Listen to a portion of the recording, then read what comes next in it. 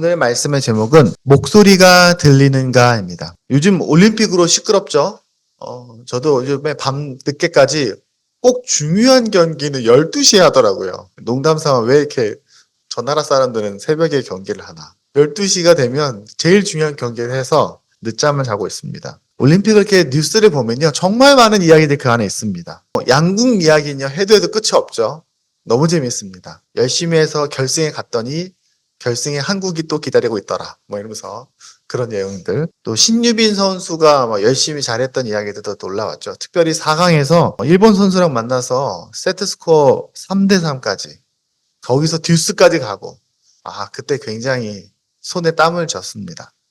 또 사격에서 우리나라 100번째 금메달을 2007년생 최연소 금메달리스트가 나왔어요. 그리고 또 거기 같이 은메달 땄던 분이 6살 난 애기 엄마라고 사격 쏠 때 너무 멋지게 쏴서 일론 머스크가 막 트윗했다는 얘기도 들었습니다. 또 번외지만 우리나라가 이번에 펜싱 굉장히 잘했잖아요.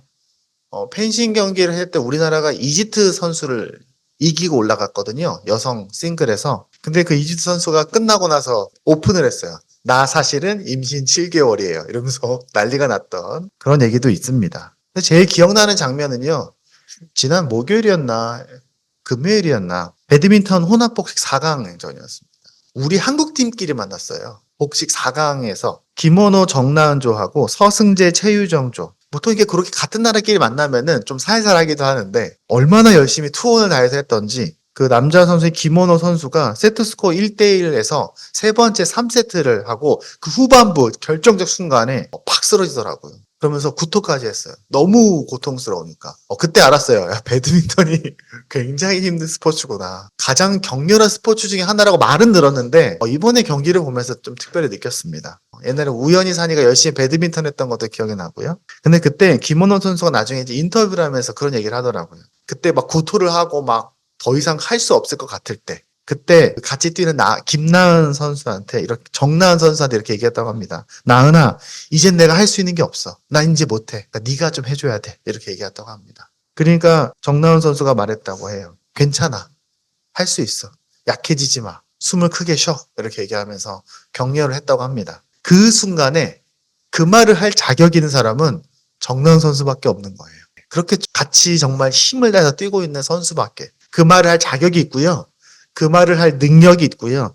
그 말에 책임지는 사람은 그 같이 뛰는 정나은 선수밖에 없는 거예요. 그리고 결승에 올라갔어요. 결국엔 그 팀이. 결승에 올라가서 세계 랭킹 1위를 만나서 은메달을 땄습니다. 네. 우리도 힘들 때가 있어요. 벽에 부딪힐 때가 있고요. 지칠 때가 있습니다. 매너리즘에 빠질 때도 있어요. 매너리즘 알아요? 오랫동안 일을 하면서 약간 좀 파성해졌고 어떻게 계속 뭔가 힘이 안 나는 거죠? 길을 잃었다고 느낄 때도 있습니다. 여러분도 그럴 때 있지 않을까요? 저도 그럴 때가 있고요. 우리 아이들도 그럴 겁니다. 살다가 열심히 뭔가 하고 있는데 잘 안 돼. 시험에 잘 마음대로 되지 않았어. 혹은 내가 뭔가 원했던 일이 이루어지지 않아. 앞으로 우리 아이들도 계속 그런 일을 겪겠죠. 우리도 그렇습니다. 그럴 때 우리는 누구의 목소리를 들을까요? 우리는요, 제일 먼저 내 안에 내면의 목소리를 제일 먼저 듣습니다. 내 목소리를 제일 먼저 들어요. 오늘 본문에도 그런 사람들이 나옵니다. 민수기에 나오는 거예요. 이스라엘에 출애굽을 했어요. 그래서 시내산까지 가서 정리를 합니다. 그래서 가나안 땅까지 지체 없이 이동을 했습니다. 그래서 사실은 어떻게 보면은 금세 가나안 땅에 갈 수 있었습니다. 그래서 가나안 바로 앞에 있는 가데스 바네아라는 지역까지 가서 모세가 들어가기 전에 12명을 뽑습니다. 12지파가 있잖아요. 그래서 한 명씩 뽑아요. 그래서 12지파를 뽑아서 한 명씩 얘들아 너희 가서 가나안 땅을 잘 보고 와. 어떤 땅인지, 나라는 어떻게 되어 있고 도시는 어떻게 되어 있는지 지형이랑 이런 것도 좀 보고 와 하면서 12명의 정탐꾼을 보냅니다. 그래서 그 정탐꾼, 쉽게 말하면 스파이죠.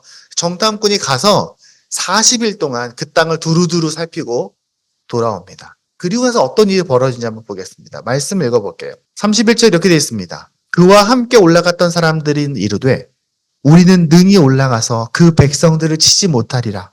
그들은 우리보다 강하니라. 그들은 너무 강합니다. 이렇게 말합니다. 지금 그 사람들의 그런 군사력이나 이런 걸 보면서 겁을 먹은 거예요. 부정적인 상황 인식이 먼저 그 마음에 채워졌어요. 우리도 그럴 때 있잖아요. 일을 하다가 힘들어. 우와, 이거 안 되겠는데? 올림픽 선수도 그럴 수 있겠죠? 경기를 하면서 겁을 먹을 수 있어요. 야, 이 사람 너무 강한데? 그럴 수 있겠죠? 32절에 이렇게 이야기합니다. 그러면서 그 탐지한 땅에 대하여 나쁜 소문을 퍼뜨렸다. 겁을 먹은 사람들이 소문을 퍼뜨리는 거예요. 야, 가나안은 너무 강해. 우리 절대로 못 이겨. 그들은 이스라엘 자손에게 대해서 그 땅에서 이렇게 말하였다. 우리가 탐지하려고 두루 다녀본 그 땅은 그곳에 사는 사람들을 삼키는 땅이다. 또한 우리가 그 땅에서 본 백성은 키가 장대 같은 사람들이다. 자, 이제부터는 대상에 대한 왜곡이 시작이 돼요. 그렇게 안 큰데, 야, 그 땅은 사람을 삼키는 땅이야. 그럴 만한 땅이 아니거든요? 여러분, 가나안 땅이 그렇게 살기 좋은 땅이 아니에요. 뭐 굉장한 땅이 아니에요. 그냥 평범한 곳입니다. 근데 그 땅을 보면서 겁을 먹은 거예요. 그리고 33절에 말합니다.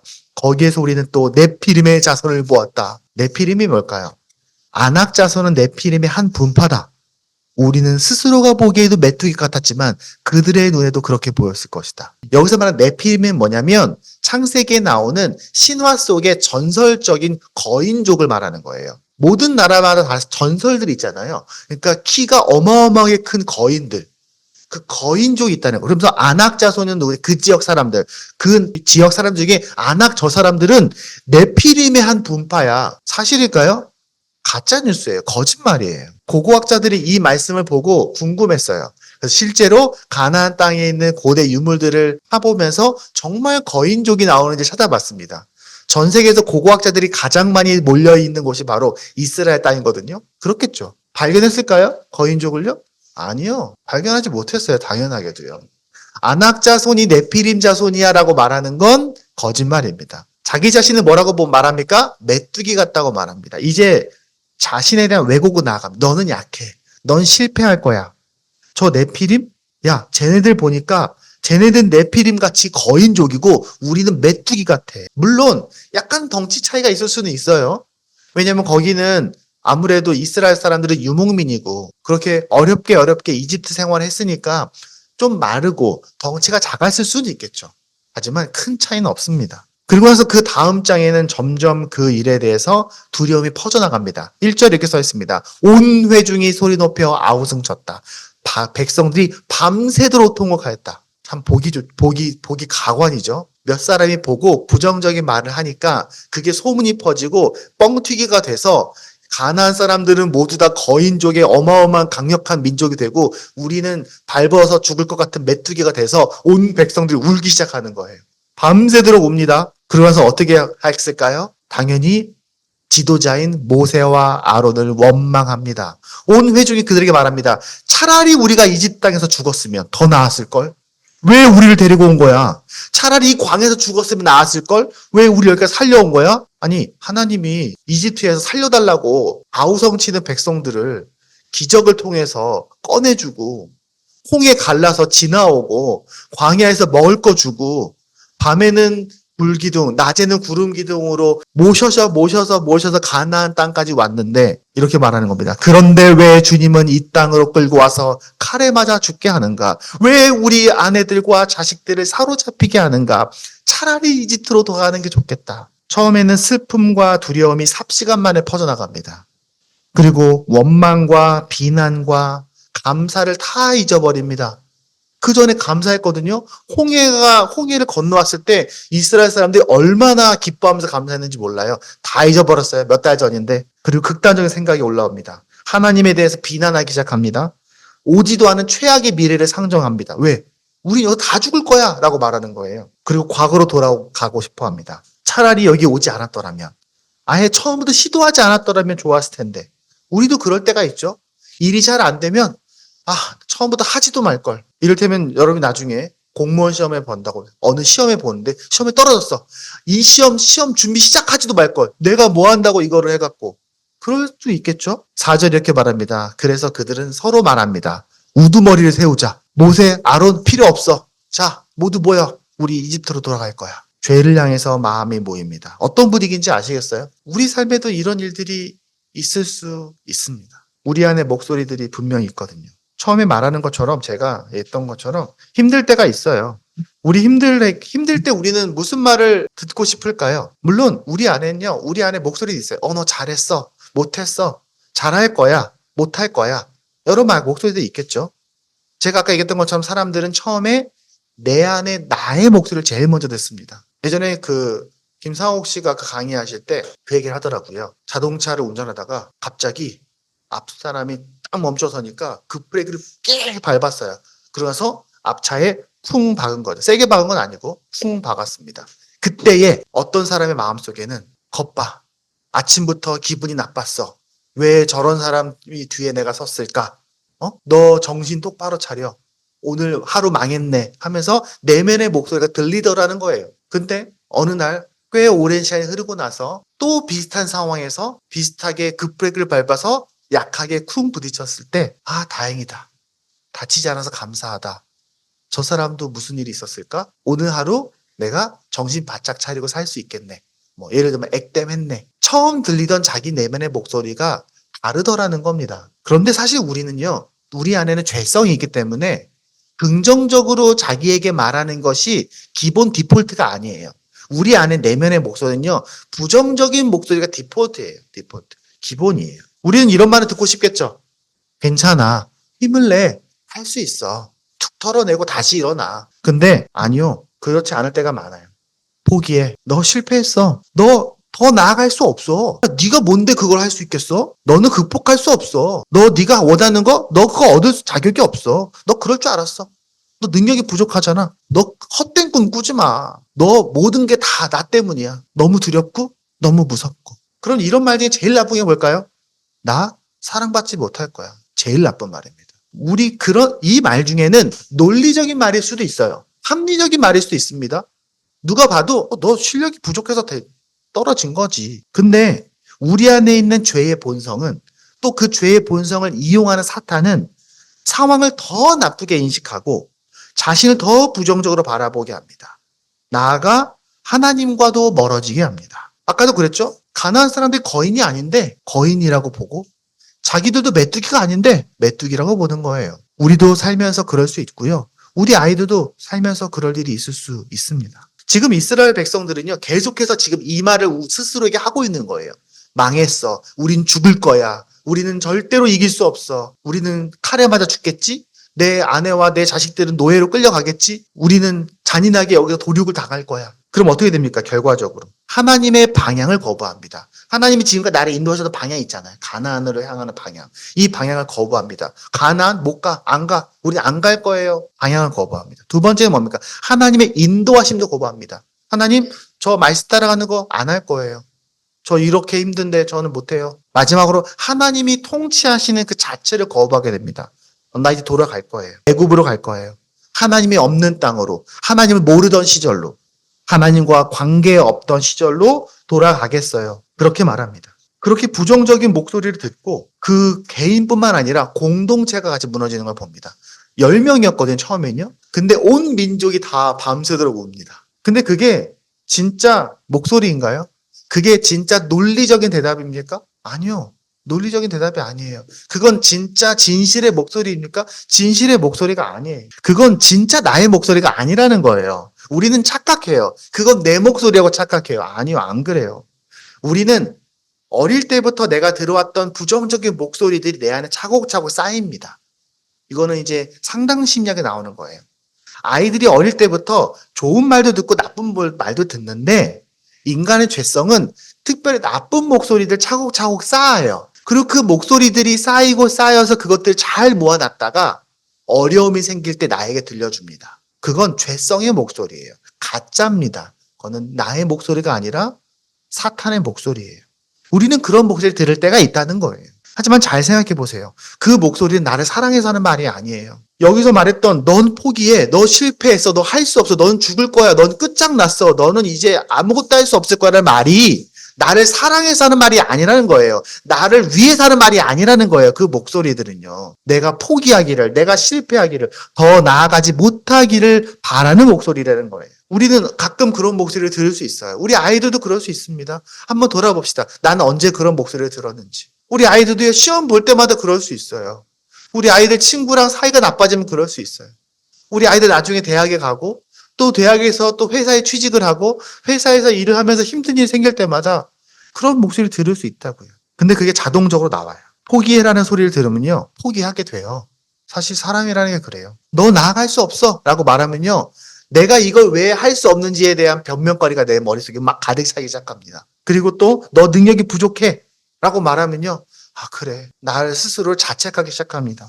너 사랑받을 수 없어 라고 말하면 어떻게 됩니까? 그때부터는 정말 사랑받을 만한 행동을 하지 않게 돼요. 화를 내게 되고요. 짜증을 내고요. 내가 평소에 갖고 있던 미소와 친절까지 잃어버리게 됩니다. 물론 가끔은 내면의 목소리가 우리에게 듣기 좋게 들릴 수도 있어요. 야, 해봐.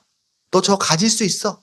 너도 저렇게 잘 될 수 있을 거야 라고 말하면서 우리를 유혹하기도 합니다. 근데 잘 들어보면 그런 잘못된 내면의 목소리는 우리가 헛된 것을 욕망하게 합니다. 그리고 하나님과 멀어지게 하는 목소리들이 있다는 거예요. 그런데 다른 목소리를 듣는 사람도 있습니다. 아까 10명이 어떻게 했습니까? 잘못된 목소리를 얘기하고 온 민족이 펑펑 울며 난리를 치죠. 그러자 그 뒤에 이런 얘기가 나옵니다. 그러자 그 땅을 탐지하고 돌아온 이들 가운데 2명이 앞으로 나옵니다. 눈의 아들 여호수아와 여분의 아들 갈렙이 슬픔에 겨워 자기 옷을 찢습니다. 너무 화가 나는 거예요. 지금 이 상황을 보고 나서. 야, 이 자식들 왜 이래? 이 사람들 왜 이래? 야, 너네 정신 차려! 하면서 자기의 옷을 찢으면서 말합니다. 우리가 탐지하려고 두루 다녀본 그 땅은 매우 좋은 땅입니다. 맞아! 너무 좋은 땅이야. 주님께서 우리를 사랑하신다면 우리를 그 땅으로 인도하실 겁니다. 젖과 꿀이 흐르는 그 땅을 우리에게 주실 겁니다. 다만 여러분은 그분을 거역하지만 마십시오. 잘 생각해봐. 이 땅을 정복하지 못하고는 우리 능력이 아니야. 우리는 처음부터 우리 능력 때문에 여기까지 온 게 아니야. 너네가 능력이 있어서 출애굽을 했어? 너네가 능력이 있어서 홍해를 건너왔어? 너희가 능력이 있어서 이 광야를 지나왔어? 아니야. 우리가 능력이 있어서 여기까지 온 게 아니잖아. 한 번도 우리 능력 때문에 여기까지 온 게 아닌데 우리의 능력이 부족해서 저들을 이길 수 없다고? 승기의 조건이 뭐야? 하나님이 우리를 사랑하신다며. 그러니까 뭐라고 돼? 구절이 이렇게 말합니다. 다만 여러분은 주님을 거역하지만 마십시오. 여러분은 그 땅 백성을 두려워하지 마십시오. 그들은 우리의 밥입니다. 그래서 멋있는 말이 나와요. 아까 뭐라고 그랬습니까? 저들은 거인족입니다. 네피림이에요. 우린 죽을 거예요. 라고 말했는데 여호수아는 이렇게 말해요. 갈렙은. 아니요.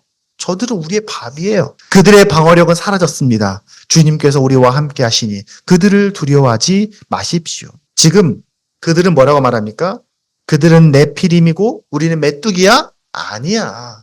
저들은 우리의 밥이고 우리는 하나님의 백성들이야 라고 말하는 거예요. 그건 내면의 목소리가 아니에요. 그거는 하나님의 목소리인 겁니다. 아까 들었던 그 목소리가 내면의 목소리가 아니라 우리 죄성의 목소리이고 사탄의 목소리였던 것처럼 지금 이 말은 내 내면의 목소리가 아니라 하나님의 목소리인 거예요. 여호수아와 갈렙은 하나님과의 관계가 충만했기 때문에 하나님께서 자기들에게 하는 음성을 항상 듣고 있었던 겁니다. 그렇기 때문에 정확하게 상황 인식을 할 수 있었던 겁니다. 그렇다면 우리는 누구의 목소리를 들어야 됩니까? 우리는 우리에게 말할 자격이 있고 우리에게 말할 능력이 있고 책임을 지는 존재의 말을 들어야 됩니다. 아까 배드민턴 선수가 마지막 중요한 순간에 쓰러졌어요. 그리고 나서 막 구토를 합니다. 그리고 말합니다. 나 이제 못하겠어. 그때에 만약에 그 선수가 상대편 선수의 말을 듣는다면, 상대편 감독의 말을 듣는다면 어떻게 되겠습니까? 그래, 힘들지? 이제 그만해. 넌 졌어. 물론 그때는 한국팀끼리니까 같은 감독이 되기가 어렵겠네요. 하지만 그거 이도저도 모르는 그냥 관중의 말을 듣는다면 관중 중에는 상대편을 더 응원하는 사람도 있을 수 있겠죠? 아, 저 사람 그만하고 빨리 보내줘 이럴 수도 있겠죠? 하지만 그때 누구의 말을 듣습니까? 같이 뛰는 사람의 말을 듣는 겁니다. 여러분, 지금까지 누가 이스라엘을 인도했습니까? 누가 애굽의 군대를 무릎 꿇게 했습니까? 누가 홍해를 갈랐습니까? 누가 매일 아침 만나를 줬습니까? 누가 기둥으로 그들을 인도하고 보호했습니까? 누가 꿈을 주었습니까? 누가 용기를 주었습니까? 지금 이스라엘에게 말을 할 자격이 있고 능력이 있고 책임지는 존재가 누굽니까? 오직 하나님밖에 없어요. 하나님만이 이 일을 시작한 일이고요. 하나님만이 지금까지 끌고 오신 거예요. 이스라엘은 한 일이 없어요. 이스라엘의 한 일은 뭡니까? 하나님이 가자고 할 때 네 하고 따라온 것밖에 없다는 거예요. 우리가 힘들 때 누가 우리에게 말할 자격이 있습니까? 좋은 책들입니까? 물론 책 읽으면 좋죠. 책은 많이 읽어야 됩니다. 하지만 책은 우리의 삶을 책임지지 않아요. 그냥 참고만 하는 겁니다. 여러분 좋은 친구들입니까? 여러분 힘들 때 친구 말을 들으면 힘이 날 수도 있죠. 하지만 잘 생각해 보세요. 친구들이 우리에게 위로가 되고 격려가 될 때가 있지만 친구들은 여러분에게 조언을 할 능력은 없어요. 여러분에게 조언할 자격은 없어요. 그냥 좋은 친구가 필요할 수는 있지만 여러분의 친구들이 여러분에게서 무엇을 포기할 수 있습니까? 아니요. 여러분 자신의 목소리를 들으면 됩니까? 깊이 생각하면 됩니까? 내 내면의 목소리를 잘 들으면 해결이 됩니까? 지금 무너지게 누구 때문입니까? 내가 내 내면의 목소리를 들어서잖아요. 지금 이 상황을 누가 극복 못한 겁니까? 내 능력이 부족해서 극복 못하는 거잖아요. 그런데 왜 내면의 목소리를 들으려고 그러죠? 세상 사람들은요, 그렇게 말해요. 너의 내면의 목소리를 들으라고. 진정한 너의 목소리를 들으면 분명히 너의 미래를 나아갈 수 있을 거라고 세상 사람들은 말해요. 아니요, 안 그래요. 내면의 목소리야말로 오염되었어요. 죄로. 이 본문에서 여호수아와 갈렙이 하나님의 목소리를 기준으로 삼았던 것처럼 우리는 하나님의 목소리를 듣기로 결심해야 됩니다. 그럼 이렇게 물어볼 수 있어요. 하나님의 목소리를 어떻게 듣나요? 하나님의 음성을 듣고 하나님의 목소리를 들을 수 있으면 참 좋겠죠. 하나님의 목소리가 이렇게 들려서 산이 야야야 야야야 하면서 왼쪽으로 가라 왼쪽으로 이렇게 말하면 얼마나 좋을까요? 저거를 해라 일어나라 하면 얼마나 좋을까요? 근데 하나님 그렇게 얘기를 안 하셔요. 물론 아주 가끔 너무 분명히 하나님이 내게 말씀하시는 것 같다 라고 말을 드리는 순간이 있을 수 있겠죠. 근데 이렇게 기독교 서점에 가면요 하나님의 음성을 듣는 법 이런 책이 엄청 많아요. 이렇게 두꺼운 책들이 있어서 뭐 빼곡히 써놨어요. 근데 그걸 압축하면요. 두 가지로 압축할 수 있습니다. 너무 훌륭하죠? 목사님이 그런 책을 한 수십 권 읽은 다음에 지금 두 개로 요약해 주는 거예요. 첫 번째는요. 결심하는 겁니다. 내가 오늘 힘들 때, 어려울 때 하나님의 목소리를 듣겠어 라고 결심하는 거예요. 그게 제일 중요합니다. 내 기분, 내 감정, 내 상황에 대한 내 인식, 오지 않은 미래에 대한 걱정, 두려움, 불편함 거기에 귀 기울이지 않고 하나님의 목소리를 들어야겠다라고 결심하라는 겁니다. 왜냐면요. 우리 내면의 목소리는 바로바로 들려요. 우리 삶이 어려움을 딱 닥치잖아요. 그러면은 바로 그 자리에서 내 소리가 들립니다. 그러니까 우리도 순간순간 하나님의 목소리를 들을 준비가 되어 있어요. 스탠바이가 되어 있어야 돼요. 제가 매일 아침마다 말씀을 여러분에게 나눠드리고 주일마다 설교를 하면서 계속해서 우리가 항상 말씀과 기도와 예배 안에 있어야 한다고 말한 이유가 그거예요. 그래야 습관화가 되거든요. 넘어지려고 할 때, 무너지려고 할 때, 포기하려고 할 때, 아차, 하나님 뭐라고 말씀하십니까? 라고 우리가 귀 기울일 준비가 되어 있어야 돼요. 우리를 위해서 아무것도 희생하지도 않고, 우리를 잘 알지도 못하고, 그럴 능력도 없는 목소리들을 듣지 않고, 자격이 있고, 능력이 있고, 책임지는 자의 목소리를 들으십시오. 하나님은 우리에게 말할 자격이 있어요. 우리에게 말씀하실 능력이 있습니다. 우리에게 끝까지 책임지십니다. 어디까지? 자기 아들을 십자가에 못 박혀 죽으시게 하기까지. 그리고 그걸 결심했다면 찾으세요. 어떻게 찾습니까? 찾으면 알아요. 솔직히 말하면 적어도 우리 교회 어른들, 여기 앉아있는 어른들 정도면 힘들 때 하나님이 나에게 뭐라고 말씀하시는지 대충 알아요. 그렇게 어려운 거 아니에요. 복잡한 얘기예요. 하나님이 뭐 이렇게 수학 문제 알려주는 게 아니에요. 내가 막 화를 내고 싶을 때 하나님이 괜찮아. 이때 한번 웃어줘. 어려운 게 아니에요. 하나님은 우리에게 항상 늘 하시던 말씀들이 있거든요. 멈춰서서 하나님의 마음이 뭐지? 한 번만 생각하면 알 수 있어요. 사실은요. 근데 그래도 모르겠어요. 그러면 누가 있습니까? 특별히 우리 아이들은 누가 있습니까? 엄마 아빠가 있어요. 삼촌 이모들이 있어요. 여러분에게는 세상 누구보다 여러분을 사랑하고 언제나 스탠바이 되어 있고 여러분을 위해서 희생하고 끝까지 책임질 수 있는 지금까지 항상 헌신적으로 여러분을 사랑해왔던 부모님들이 있어요. 부모님께 물어보세요. 엉뚱한데 물어보지 말고. 여러분 인터넷에 여러분에게 주신 지식이 없어요. 인터넷에서 여러분의 삶을 절대로 도와줄 수가 없어요. 물론 좀 도움이 된 내용은 있겠죠. 지식적으로.